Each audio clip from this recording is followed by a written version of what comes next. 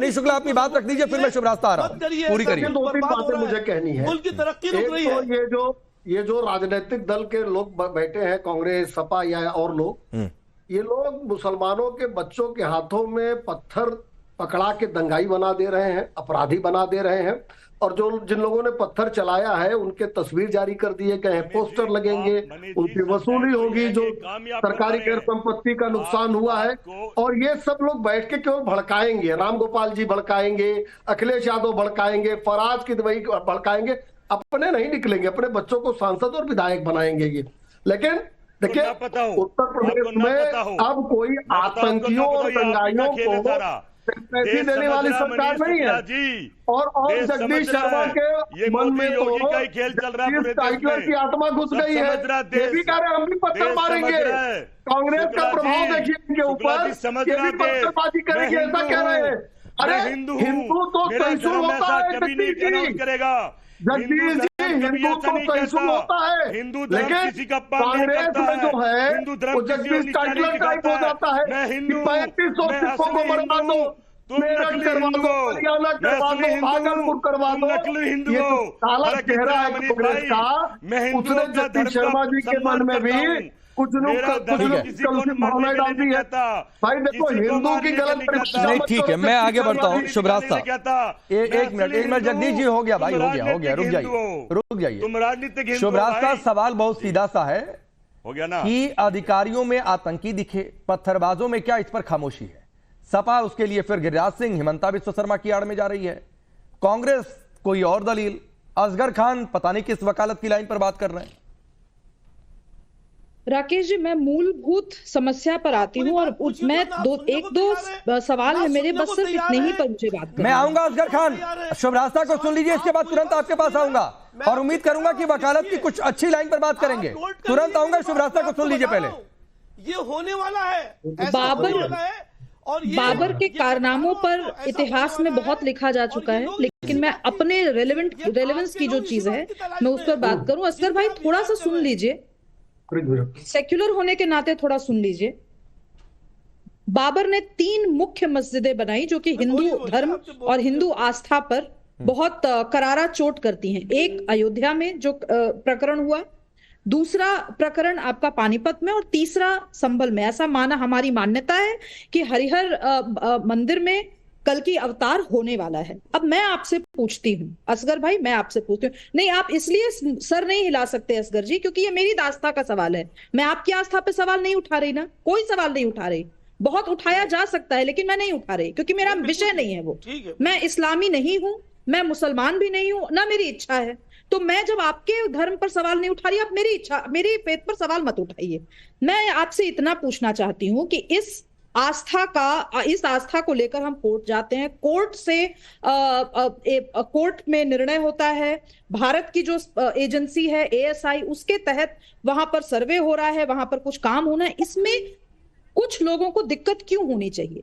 अगर वो लोग, उन लोगों को दिक्कत है तो क्या ये सवाल नहीं उठाया जा सकता कि ये लोग पूर्ण रूप से किसी एक धर्म की जो कट्टरता है उसमें अंधे हो चुके हैं और ये देश का संविधान फॉलो नहीं करते हैं? मैं ये क्यों नहीं सवाल उठाऊं? मैं कोई भड़काऊ बयान नहीं देने के पक्ष में हूं, कोई भी दे रहा हो मैं उसकी निंदा करती हूं, मेरे पक्ष से भी कोई दे रहा हो मैं निंदा करती हूं। लेकिन ये जो मैं सवाल पूछ रही हूं बहुत रैशनल सवाल है, बिल्कुल विधि के अंतर्गत सवाल है। मैं आपसे पूछना चाहती हूँ इसमें क्यों दिक्कत है? मैं क्यों हिमंता बिस्वा शर्मा पर बात करूं? मैं क्यों किसी पॉलिटिशियन पर बात करूं? बोलिए बिल्कुल ठीक, मेरी बहन, मैंने इसी बात से शुरू किया था। मैंने पहले ये बताया कि भाई कोर्ट का ऑर्डर एक्स पार्टी है, हमारे हिसाब से नहीं होना चाहिए। दूसरी बात मैंने बताई कि उसमें वकील साहब की जरूरत नहीं थी, उन्हें नहीं जाना चाहिए था। तीसरी बात, मैं आप जो फरमा रहे हैं कि लोगों ने ऐसा क्यों, चलिए मैं मानता हूं कहीं पे भी हूं, मैं किसी की आस्था को ठेस नहीं पहुंचा रहा हूं, कहीं भी हो, हिंदू मुस्लिम सिख ईसाई, अच्छे और बुरे लोग सब में होते हैं। लेकिन इस मजमे में अगर आप अपनी तस्वीरें भी देखें तो तस्वीरों में जूते चप्पल ज्यादा नजर आ रहे हैं, पत्थर नजर नहीं आ रहे हैं, इतने जूते चप्पल नजर आ रहे हैं। और पुलिस इस्तेमाल कर रही है नाजायज हथियार। नहीं, क्या बात कर रहे हैं असगर खान? पत्थर नहीं नजर आ रहा है, तस्वीरें दिखाऊं क्या मैं आपको? बोलिए। मेरे सहयोगी गौरव वहां पर मौजूद थे, जान हथेली पर रखकर उन्होंने रिपोर्टिंग की है। आरोप लगा रहा हूं मैं, और उसके बाद इनको वीडियो दिखा दीजिए, करेंगे आपस की राकेश जी, क्यों मानेगा कोई भाई भाई को? अगर चलिए मैं आपकी बात मान लेता हूं, मैं आपकी बात मान रहा हूँ भाई, ये बताओ वकील हैं आप, इतने बड़े बात हैं। मैं आपके साथियों नहीं, ये तस्वीर जरा दिखाइए। असगर खान, इसमें एक चप्पल दिखा दीजिए, एक चप्पल दिखा दीजिए इसमें, जो तस्वीर मैं आपको दिखा रहा हूँ इस समय पुलिस को सिर्फ पत्थर और पत्थर दिख रहे हैं। अरे दिखाइए आप, राकेश जी, आप दिखाइए, पुलिस गोली चला रही है नहीं। शुभराज साहब, असगर खान 20 सेकंड रुकिए। शुभराज साहब बोलिए। दिखाएंगे राकेश जी, मुझे आज आपके प्रोग्राम पर कहे गए वक्तव्य में एक वक्तव्य पे घोर आपत्ति है, और वो आपत्ति है, मैंने अपने टैक्स पेयर के पैसे पे इस देश की पुलिस, इस देश की जुडिशरी, इस देश की एग्जीक्यूटिव चलाई है, हम जैसे तमाम लोग। ये कौन असगर खान है और कौन वकील है और कौन प्रवक्ता किसी भी पार्टी के हो जो आकर कह दे कि पुलिस नाजायज रूप से इस्तेमाल कर रही है वेपन? पुलिस को जायज तरीके से, लीगल तरीके से वेपन का प्रयोग किया गया है। मैं पूछना चाहती हूँ, अगर छूटे चप्पल भी हो वहां पर, लेकिन पुलिस ने नहीं किया है किसी भी मीडिया ऑर्गेनाइजेशन के कैमरे पे भरोसा नहीं करूंगी। आप कहाँ हैं? मैं सिंपल भरोसा करूंगी जो वहां पे घटना हो रही है और उस घटना के बाद का जो परिणाम है उस पर करूंगी मैं बात। असगर खान, आप चुप रहिए, जब आप बोल रहे थे मैं नहीं बोल रही थी। आपने ये कह कैसे दिया कि पुलिस ने, सुन लीजिए, पुलिस जायज है या नाजायज, इस पे सवाल कौन उठाने वाले? 100% क्यों होते हैं? मैं अपनी बात को और पत्थरबाजी हुई है वहां पर, मैं अपनी बात को, वहां पे हताहत हुए हैं लोग, कि पुलिस ने वहां पर किसी न किसी को अगर खरोच भी आई है तो उसकी जिम्मेदारी कौन लेगा?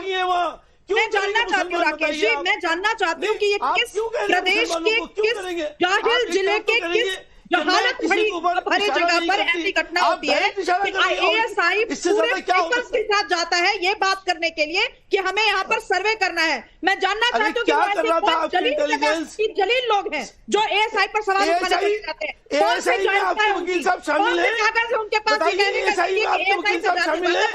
हिस्टोरियन जानना चाहते हैं का नाम ला कर देते हैं। फिर मैं बात करूंगी उनसे। पूछ रहा हूँ अब सुनिए, अरे सुनिए असगर खान सुनिए, असगर खान 1 मिनट, असगर खान प्लीज, कहीं कानून व्यवस्था की स्थिति गड़बड़ होगी और आप पुलिस वहां पर जाएगी तो आप कहेंगे कि नाजायज तरीके से घुस गई। जो सवाल शुभराज ने उठाया, आपको दिक्कत हो गई, एजेंडा नहीं चल पाया। पहले ही कहा था। नहीं, और सुनिए, आपने पूछा ना, अरे सुनिए भाई, कोई गलत करेगा तो अरे भाई सुनिए 1 मिनट। विष्णु शंकर जैन जो वादी हैं उनके वकील हैं, ज्ञानवापी में भी जो वादी के वकील थे वो सर्वे की टीम के साथ गए थे और यहाँ पर भी गए थे। तो ये मत पूछिए कि विष्णु शंकर जैन किस अधिकार से गए थे। ज्ञानवापी का जब सर्वे हुआ तो विष्णु शंकर जैन थे अंदर। भाई कौन? राकेश जी मैं बता देता हूँ, क्योंकि वहां पर भी वादियों के वकील है वो, और यहाँ पर भी वादियों के वकील है।